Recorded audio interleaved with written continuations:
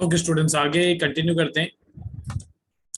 When debentures are purchased as purchase consideration in business purchase. अब ध्यान दो, last जो टॉपिक मैं आपको करवा रहा था वो ये वाले टॉपिक थे। लास्ट लेक्चर में मैंने आपको करवाया था when debentures are issued at consideration other than cash. ठीक है, ये मेन हमारा टॉपिक अभी चल रहा है। जब डिबेंचर्स हम कैश पे इशू नहीं करते हैं, कैश के अलावा और किसी चीज के लिए इशू करते हैं, तो उसमें अलग अलग टॉपिक्स हैं। सबसे पहला ये वाला टॉपिक है when debentures are issued to promoters. इसकी एंट्रीज मैंने लास्ट आपको समझाई थी। ठीक है, इसके बाद दूसरा ये रहा when debentures are issued to underwriters. इसकी भी एंट्री जो है वो लास्ट लेक्चर में मैंने आपको समझाई थी। फिर अगर हम कोई एसेट वगैरह खरीदते हैं, एन एसेट वगैरह के बदले में हम डिबेंचर्स इशू करते हैं, तो उस पर क्या एंट्रीज होती है वो मैंने यहाँ पे आपको बताया था। ठीक है, फिर उसकी अल्टरनेट एंट्री भी मैंने आपको बताई थी, अगर सिक्योरिटी प्रीमियम चार्ज करते हैं या अगर एक तरीके से हम डिस्काउंट वगैरह पे डिबेंचर्स को इशू करते हैं तो क्या एंट्रीज होती है। अब हमारा दूसरा टॉपिक है और one of the most important topic है इस चैप्टर का। इसे हम बोलते हैं व्हेन डिबेंचर्स आर इशूड। यहाँ पे मैं अच्छी तरह से लिख देता हूँ, when debentures are issued as business consideration in business purchase. अब ये सेम टॉपिक आपका शेयर कैपिटल में भी था। ठीक है, शेयर कैपिटल में भी हम बिजनेस परचेज के सम सॉल्व कर चुके हैं। ठीक है, डिबेंचर्स पे भी ये वाला टॉपिक आता है। जब हम किसी दूसरे बिजनेस को खरीदते हैं एंड हम उस बिजनेस को खरीदने के बाद डिबेंचर्स इशू करते हैं। ठीक है, मतलब सामने वाले को हम पैसा नहीं देते हैं या पैसा थोड़ा बहुत पैसा देते हैं, थोड़े बहुत डिबेंचर्स देते हैं। तो उसके ये रूल्स हैं, ये वर्किंग नोट है, ये आपको बनानी है। तो किसी भी टाइप का सम जो है बिजनेस परचेज का आपका आराम से सॉल्व हो जाएगा। ठीक है, सबसे पहले बिजनेस परचेज में हमेशा 3 स्टेप्स होते हैं। सबसे पहले होता है स्टेप 1। स्टेप 1 को हम बोलते हैं नेट एसेट। ठीक है, ये स्टेप 1 है हमारा। इसमें आपने जितने भी बिजनेस के सामने वाले बिजनेस के एसेट्स लिए हैं वो आप यहाँ पे लिखोगे। ठीक है, सपोज करो सामने वाले बिजनेस के हमने लैंड एंड बिल्डिंग ली। ओके, सामने वाले बिजनेस की हमने प्लांट एंड मशीनरी को एक तरीके से टेक ओवर किया। सामने वाले बिजनेस के हमने डेटर्स जो थे उन्हें भी हमने एक तरीके से टेक ओवर कर लिया। सपोज करो लैंड एंड बिल्डिंग जो थी वो थी 5 लाख रुपीज की। ठीक है, प्लांट एंड मशीनरी सपोज करो 2,50,000 रुपीज की एंड डेटर्स से 50,000 रुपीज के। ठीक है, तो ये टोटल 5 लाख प्लस 2,50,000 प्लस 50,000 ये होता है 8 लाख। तो टोटल हमें 8 लाख रुपीज के एसेट्स मिले। अच्छा, इसी के साथ हम सामने वाले बिजनेस की कुछ लाइबिलिटीज को भी टेक ओवर करेंगे। ऑब्वियसली आप किसी का बिजनेस खरीदोगे तो उसके एसेट्स और उसकी लाइबिलिटीज आपकी हो जाएगी। तो अब हमने सबसे पहले एसेट टेक ओवर किए, उसके बाद हम लाइबिलिटीज टेक ओवर करेंगे। तो सपोज करो 2-3 लाइबिलिटीज हैं। एक है सपोज करो बिल्स पेएबल। ठीक है, सामने वाली कंपनी के बिल्स पेएबल हमने टेक ओवर कर लिए। बिल्स पेएबल की अमाउंट सपोज करो आपको दी हुई है 10,000 एंड सपोज करो सामने वाली कंपनी के कुछ बैंक का लोन था वो हमने टेक ओवर किया या क्रेडिटर्स से, क्रेडिटर्स को हमने टेक ओवर किया एंड सपोज करो क्रेडिटर्स जो है वो थे 1 लाख रुपीज के। अब यहाँ पे टोटल लाइबिलिटीज जो हमने टेक ओवर किए वो है 1 लाख प्लस 10,000, 1,10,000 रुपीज। ओके, अब आप सबसे पहले इनका टोटल करोगे। जैसे एसेट्स का टोटल हमने किया तो आंसर आया 8 लाख। हमने टोटल 8 लाख रुपीज के एसेट्स टेक ओवर किए। उसके बाद लाइबिलिटीज का टोटल हम करेंगे तो लाइबिलिटीज का टोटल है 1,10,000। टोटल हमने 1,10,000 की लाइबिलिटीज टेक ओवर की। इसके बाद ये नेट एसेट की फॉर्मूला है, net asset equals to asset minus liability. ठीक है, तो ये जो एसेट है 8 लाख, इसमें से ये लाइबिलिटी जो है वो हम माइनस कर देंगे तो बाकी हमारा आंसर आ रहा है 6,90,000 रुपीज। ठीक है, ये 6,90,000 रुपीज जो है ये हमारा नेट एसेट है। ठीक है, ये जस्ट एक हाइपोथेटिकल एग्जांपल है, हाइपोथेटिकल एग्जांपल है, ये मेरा बनाया हुआ एग्जांपल है।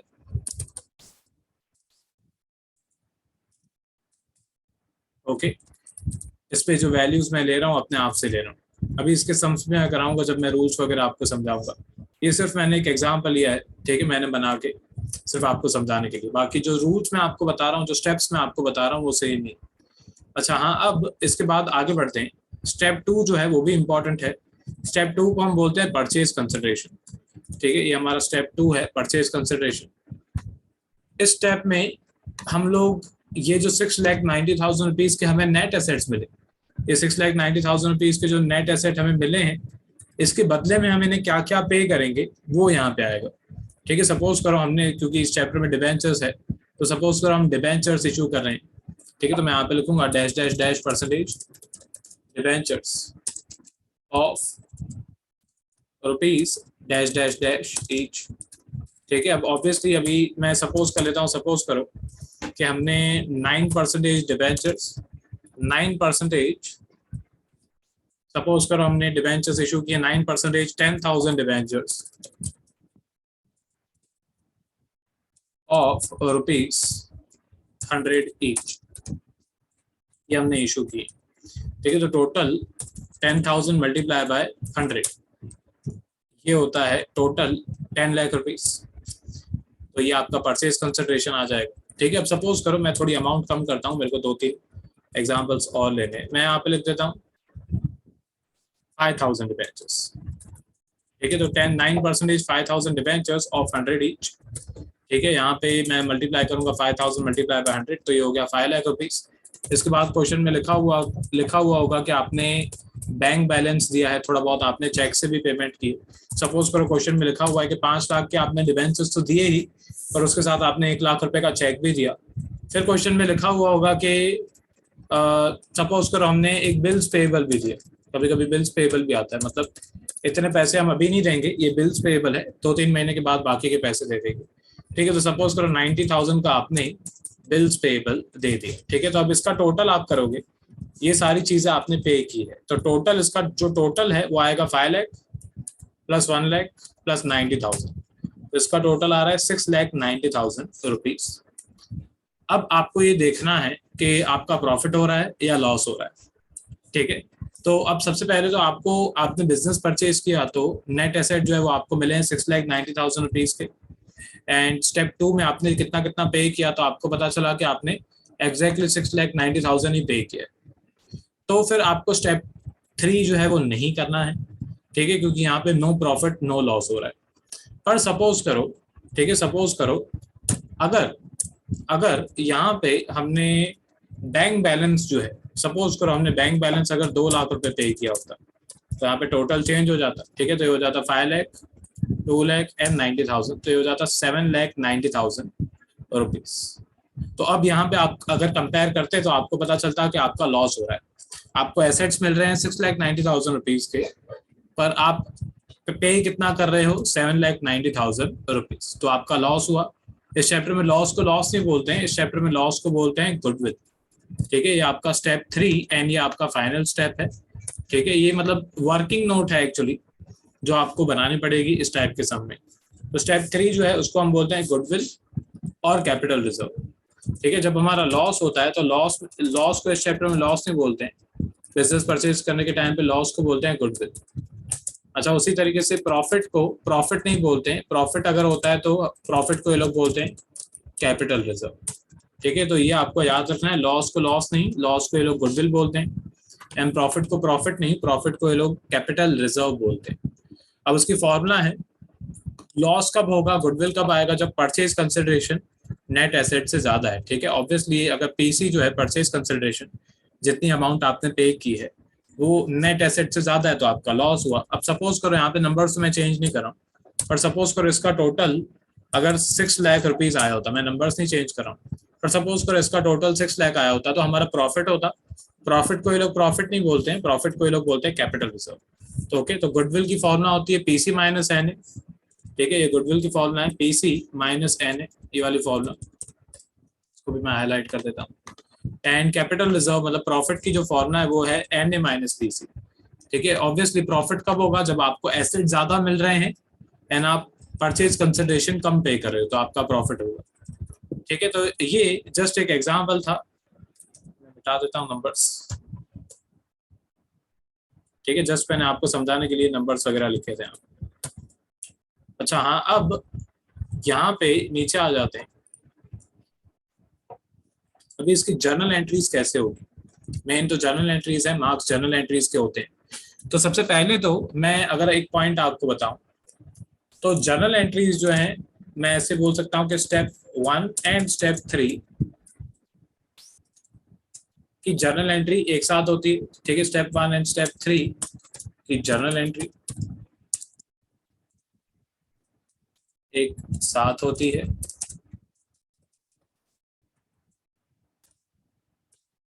ठीक है। एंड स्टेप 2 जो है उसकी जर्नल एंट्री, स्टेप 2 की जर्नल एंट्री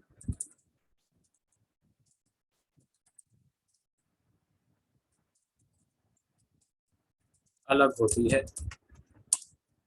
ओके, अब यहाँ पे उसकी जर्नल एंट्रीज हैं, होगी इसकी 2 जर्नल एंट्रीज ही। ठीक है, तो सबसे पहली जर्नल एंट्री जो है वो ये होगी, सन्ड्री एसेट्स अकाउंट डेबिट। अगर आपका लॉस होता है तो गुडविल अकाउंट डेबिट। ठीक है, मतलब ये स्टेप 3 का जो आंसर है वो भी आप एसेट्स के साथ डेबिट करोगे।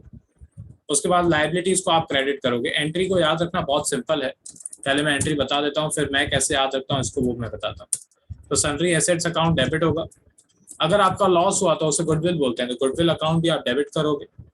उसके बाद लाइबिलिटीज को आप क्रेडिट करोगे। अगर आपका गुडविल नहीं होता है, फॉर एग्जांपल सपोज करो अगर आपका प्रॉफिट होता है, तो कैपिटल रिजर्व को आप क्रेडिट करोगे। एंड उसके बाद जो भी बच जाएगा डिफरेंस वो यहाँ पे आएगा वेंडर में। ठीक है, वो यहाँ पे आएगा वेंडर में। अब मैं इस एंट्री को किस तरीके से याद रखता हूँ मैं वो आपको बताता हूँ। ठीक है, सबसे पहले एसेट्स को हम करते हैं डेबिट। ठीक है, एसेट्स होते हैं डेबिट, ये मैं ऐसे याद रखता हूँ। लाइबिलिटीज होती है क्रेडिट। ठीक है, एसेट्स होते हैं डेबिट, लाइबिलिटीज होती है क्रेडिट। अगर गुडविल है, ठीक है, तो गुडविल जो है, गुडविल को एसेट्स के साथ डेबिट करो। गुडविल है तो गुडविल को एसेट के साथ डेबिट करो। एंड अगर कैपिटल रिजर्व है, ठीक है, कैपिटल रिजर्व है अगर, तो कैपिटल रिजर्व को लाइबिलिटीज के साथ क्रेडिट करो। ठीक है, तो इस तरीके से मैं ये 2-3 लाइन से याद रखता हूँ। भाई सारे एसेट्स डेबिट, सारी लाइबिलिटीज क्रेडिट। अब गुडविल है तो गुडविल एसेट के साथ डेबिट होगा। एंड अगर कैपिटल रिजर्व है तो वो लाइबिलिटी के साथ क्रेडिट होगा। फिर इनका जो भी डिफरेंस है वो यहाँ पे आएगा टू वेंडर अकाउंट में। मैं नंबर्स के साथ आपको समझाता हूँ। पहले वाले एग्जाम्पल में हमको 8 लाख रुपीज के एसेट्स मिले थे एंड टोटल 1,10,000 रुपीज की हमारी लाइबिलिटीज थी। अच्छा, इसके बाद हमारा लॉस हुआ था। ठीक है, 1 लाख रुपीज का सपोज करो हमारा लॉस हुआ था, तो उसको गुडविल बोलते हैं। अब ऑब्वियसली या तो गुडविल आएगा या तो कैपिटल रिजर्व आएगा। मैंने यहाँ पे लिख दिया है एंट्री में, स्टार लगा दिया है। स्टार का मतलब है कि इन दोनों में से कोई एक ही इफेक्ट पॉसिबल है। तो 8 लाख रुपीज के एसेट्स मिले, वो मैंने किए डेबिट। 1,10,000 रुपए की लाइबिलिटीज हमने टेक ओवर की, तो वो मैंने कर दिया क्रेडिट। ठीक है, उसके बाद गुडविल, हमारा लॉस हुआ सपोज करो 1 लाख रुपए, तो वो मैंने यहाँ पे डेबिट कर दिया। फिर इसका जो डिफरेंस है वो वेंडर अकाउंट में जाएगा। ठीक है, हो जाएगा 8 लाख प्लस 1 लाख माइनस 1,10,000। अब ऑब्वियसली ये उतना ही आएगा जितना हमारा परचेज कंसिडरेशन था। ठीक है, याद करो यहाँ पे 7,90,000 था, तो ये हमेशा उतनी अमाउंट आएगी जितना हमने पे किया परचेज कंसिडरेशन। अच्छा, इसके बाद second entry, second entry purchase consideration की होती है। स्टेप 1 एंड स्टेप 3 की एंट्री जो है वो यहाँ पे हो जाती है, फर्स्ट एंट्री में कंबाइन। स्टेप 2 में सबसे पहले बहुत सिंपल है, ये भी एंट्री याद रखना, जो वेंडर अकाउंट को आपने क्रेडिट किया आप उसको अभी डेबिट करोगे। ठीक है, जो वेंडर अकाउंट को आपने क्रेडिट किया था 7,90,000, आप अभी उसको डेबिट करोगे। फिर 2 चीजें पॉसिबल है, जो डिस्काउंट आप इशू करने वाले हो, या तो आप उसे उस पर डिस्काउंट दे सकते हो या तो आप उस पर प्रीमियम चार्ज कर सकते हो। अगर डिस्काउंट है तो वो डिस्काउंट आप यहाँ पे डेबिट करोगे, एंड प्रीमियम है तो प्रीमियम आप क्रेडिट करोगे। ऑब्वियसली दोनों में से कोई एक ही चीज हो सकती है, डिस्काउंट है तो डेबिट होगा, प्रीमियम है तो वो क्रेडिट होगा।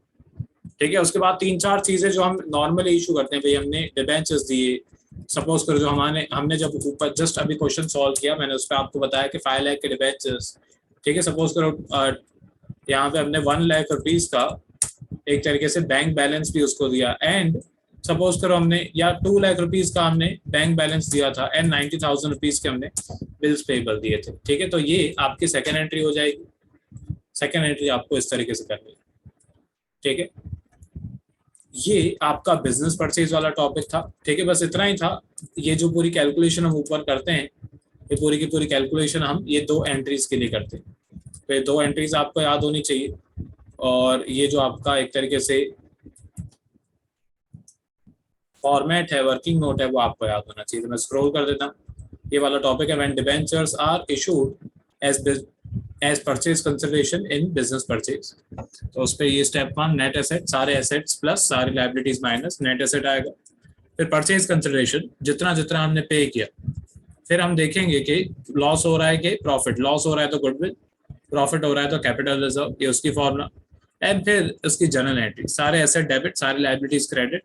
अगर लॉस है, गुडविल है, तो गुडविल को एसेट के साथ डेबिट करेंगे, और अगर प्रॉफिट है तो उसे कैपिटल रिजर्व बोलते हैं, वो कैपिटल रिजर्व लाइबिलिटी के साथ हम लोग क्रेडिट करेंगे। फिर सेकंड एंट्री जो है वो पेमेंट की एंट्री होती है, जो वेंडर अकाउंट आपने फर्स्ट एंट्री में क्रेडिट किया उसको डेबिट, एंड फिर जो जो भी आपने पे किया वो क्रेडिट। ओके, तो ये आपका बिजनेस परचेज का जो टॉपिक है वो कंप्लीट हो गया। इसके बाद जो नेक्स्ट टॉपिक है वो है debentures are issued as collateral security. ये मैं इस वीडियो लेक्चर में नहीं, नेक्स्ट वीडियो लेक्चर में आपको समझाऊंगा।